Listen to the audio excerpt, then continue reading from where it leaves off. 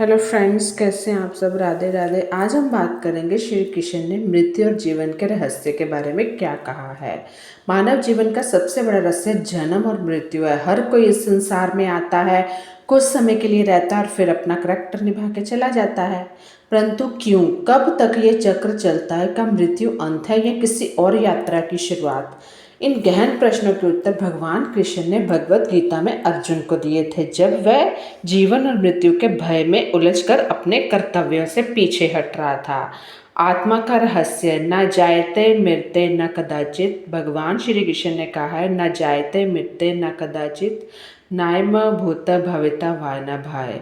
अर्थात कि जो आत्मा है वो कभी ना जन्म लेती है, ना कभी मरती है, ना वह उत्पन्न होती है, ना नष्ट होती है। वह अजन्मा, नित्य, शाश्वत और पुरातन है। शरीर के नष्ट होने पर भी आत्मा नष्ट नहीं होती है। ये ज्ञान हमें यह समझाता है कि हम केवल ये शरीर नहीं हैं, हम आत्मा हैं जो अमर है। जन्म केवल आत्मा के लिए एक नया वस्त्र पहनने जैसा है और मृत्यु पुराने वस्त्र को उतारने जैसा है। जिस तरह मनुष्य अपने पुराने वस्त्र को उतारता है और नए वस्त्र ग्रहण करता है, उसी तरह जो शरीर है, आत्मा वही रहती है।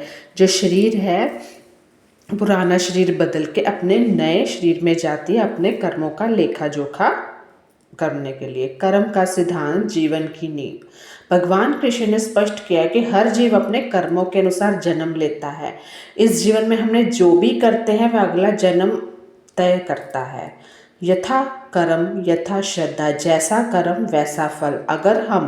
यदि हम अपने कर्मों को ईश्वर को समर्पित करते हैं तो जन्म और मृत्यु के इस चक्र से मुक्ति संभव है। मतलब हर चीज़ से हम बस ईश्वर की भक्ति में अगर लीन रहते हैं, मोह माया से ऊपर उठ के मोक्ष की ओर यात्रा, माया से मुक्ति। श्री कृष्ण ने कहा कि यह संसार माया यानी कि भ्रम से भर।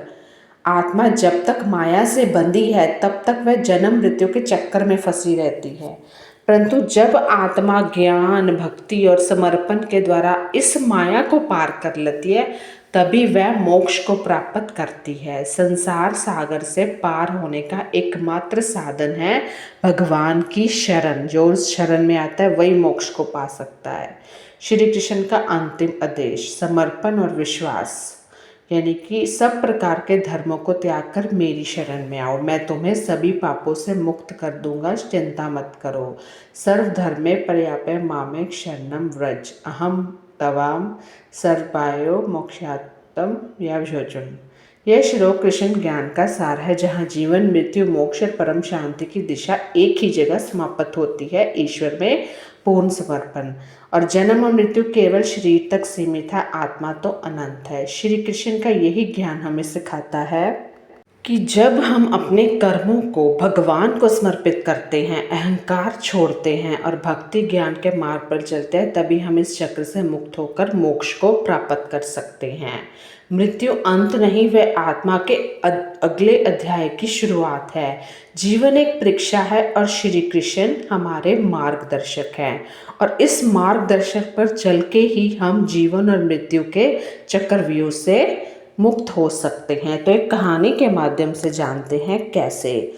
अंत की शुरुआत। जन्म, मृत्यु और मोक्ष की खोज में एक आत्मा की यात्रा। बहुत समय पहले की बात है। प्राचीन भारत के एक शांत वनांचल प्रदेश में एक साधारण लेकिन जिज्ञासु ब्राह्मण रहता था। उसका नाम था श्रवण।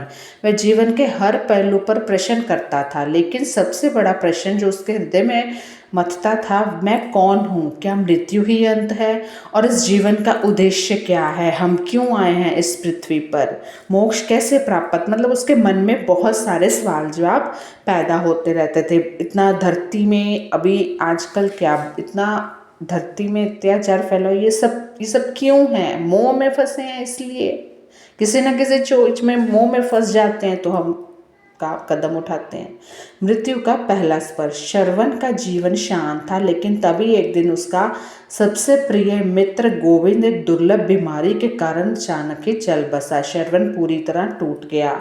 उसने पहली बार इतने करीब से मृत्यु को देखा, और अंतिम संस्कार की अग्नि में जब उसने अपने मित्र का शरीर जलते देखा तो उसके भीतर एक तूफान सा उठ खड़ा हुआ। उसके अंदर एक प्रश्नों की जो सामग्री है, प्रश्न ही प्रश्न उसके दिमाग में उलझने लगे और उस रात वह सो ना सका।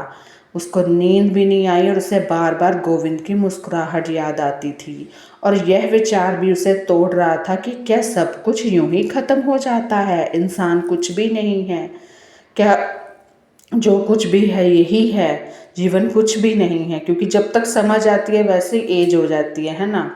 उत्तर की खोज। अपने भीतर उठते प्रश्नों को शांत करने के लिए श्रवण ने सभी ज्ञानी ऋषियों से भेंट की।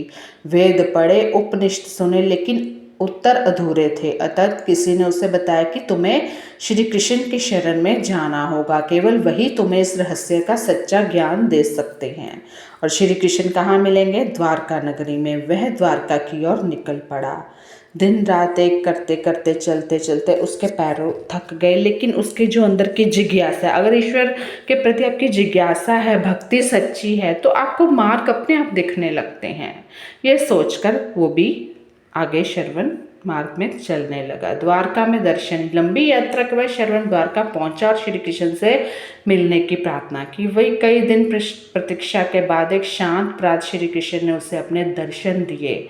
श्रवण ने उनके चरणों में गिरकर कहा, हे माधव, मुझे जीवन और मृत्यु का रहस्य समझाइए। मैं जानना चाहता हूँ कि मेरा मित्र गोविंद कहाँ गया है। क्या वह नष्ट हो गया है? क्या उसका जीवन कहीं और है या वो ख़त्म हो गया है?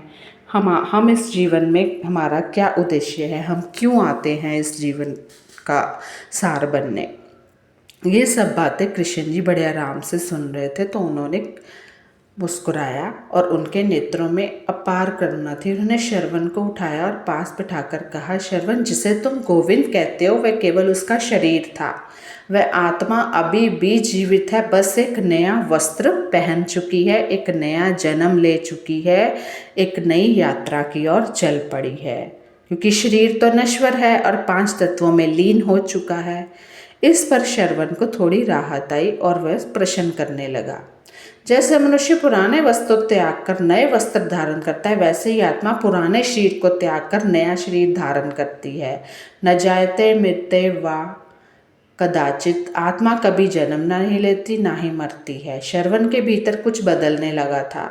उसके आंसू थम गए। वह जो मृत्यु को अंत मान बैठा था, अब उसे समझ आने लगा था, मृत्यु केवल परिवर्तन है, एक यात्रा का पड़ाव है।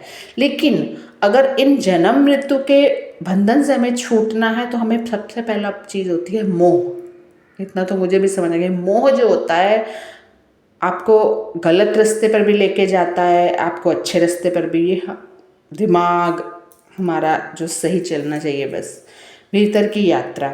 तो श्री कृष्ण ने उसे बताया, श्रवण, तुमने बाहरी खोज किया, भीतर की यात्रा करो। जब आत्मा स्वयं को शरीर से अलग पहचानने लगती है तभी वह मुक्त होती है, और जब वह ईश्वर में पूर्ण समर्पित हो जाती है तभी जन्म और मृत्यु के चक्र से मुक्त होती है। श्रवण ने उनसे पूछा, क्या मैं भी कभी मोक्ष को प्राप्त कर सकता हूँ? क्या मुझे भी कभी मोक्ष मिलेगा? इस पर कृष्ण जी उसको समझाते हुए कहते हैं कि हे श्रवण, जब तुम अपने हर कर्म को मेरी सेवा समझकर करोगे तब तुम्हारा अहंकार विलीन होगा, और जब तुम केवल प्रेम बन जाओगे तब मोक्ष तुम्हें खोज लेगा। यानी कि जब तुम पूरा अपना सब समर्पण भाव जो भक्ति में लगाओगे, मेरी शरण में लगाओगे, तो जो तुम्हारा, क्योंकि तुम तो कुछ हो ही नहीं, तुम तो अहंकार जो है वो विलीन हो जाएगा, और जब केवल प्रेम रह जाएगा तब वो मोक्ष तुम्हें खुद ही खोज लेगा। है ना? कितनी प्यारी बातें कहते हैं कृष्ण जी। बस फिर श्रवण ने क्या किया? नया जन्म। श्रवण ने वही द्वारका में साधना आरंभ कर दी। धीरे धीरे उसकी चेतना बदलने लगी। वह मृत्यु से भयभीत नहीं था, बल्कि उसे आत्मा का उत्सव मानने लगा था, क्योंकि वर्षों बाद जब उसकी मृत्यु का समय आया, वह हंसते हुए बोला, अब मुझे मृत्यु नहीं दिख रही, केवल श्री कृष्ण का आशीर्वाद दिख रहा है।